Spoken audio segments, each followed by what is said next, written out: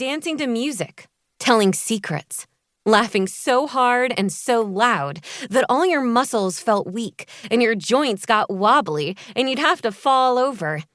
Nobody would tell you to quiet down or hang up your coat or do your homework or set the table. You could do all of those things in a place like this, Emily thought, if you just had somebody to do them with. Chapter 2. It was a Saturday, and Emily was curled up on the window seat in the living room, waiting for her mother to take her to soccer practice. Through the window, she watched a black van pull up to the curb. 2 muscly men in dark T-shirts opened its back doors. Emily had seen what goes into and out of moving vans before. Mattresses and chairs and tables and lamps and lots of cardboard boxes. Nothing very exciting. Except this particular van didn't seem to be holding much of that. All Emily could see inside it was a chair. An armchair covered in moss green velvet with a high back and sides that sort of curved around so that anyone who sat there would be in their own little green velvet cave. Like the person who was sitting in it right now. The only part of that person Emily could see clearly was a single skinny leg with a foot encased in a high-top sneaker.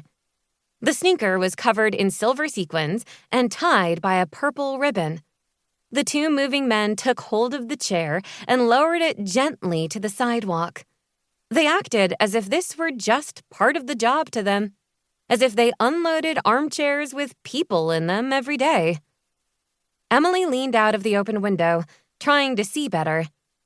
"Time to go," her mother said, coming into the living room from the kitchen.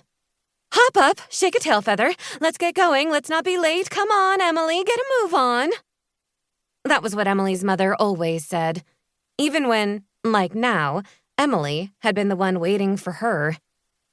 She followed her mother down 2 flights of stairs and out onto the sidewalk. There she discovered that the person in the armchair was a girl. She was still there, in the chair, on the sidewalk. A big red backpack with buckles instead of zippers sat next to the chair. It was so full it was bulging. Emily slowed down to get a look at the girl. At first, it was hard to tell if the armchair was huge or the girl was tiny. She sat so far back, deep in the chair, that Emily could only get a glimpse of her. She saw black hair that frizzed around the girl's head and eyes that were turquoise blue. When those eyes met Emily's, they lit up as if there were an electric spark inside them. But the rest of the girl did not move. Not an inch. Emily did not think that her mom had spotted the girl at all. She was walking to the car and digging her keys out of her purse and telling Emily to catch up and saying hi to Mr. Armand, who had just hurried out of his first-floor apartment. Mr. Armand waved to Emily's mom, but Emily could tell that he wasn't really paying much attention. He was rushing toward the girl, calling, "You are here! You are here!" "Of course I'm here," the girl answered. "I couldn't be anywhere else and still give you a hug, could I?" The answer could have sounded really snotty, Emily thought, but it didn't. The girl bounded out of the chair and hugged Mr. Armand around his soft, squishy middle. She had a gap between her 2 front teeth that you could have slipped a penny into. "Emily, hop in the car. It's very disrespectful to the coach and the other players to be late. Goodbye, Mr. Armand. See you soon," Emily's mother said. As Emily climbed into the car, she heard the girls say, "And Otto's here too." Then came a really loud whistle. A giant black dog bounded out of the back of the van. He jumped up to put his front paws on Mr. Armand's shoulders and gave his face a slobbery lick.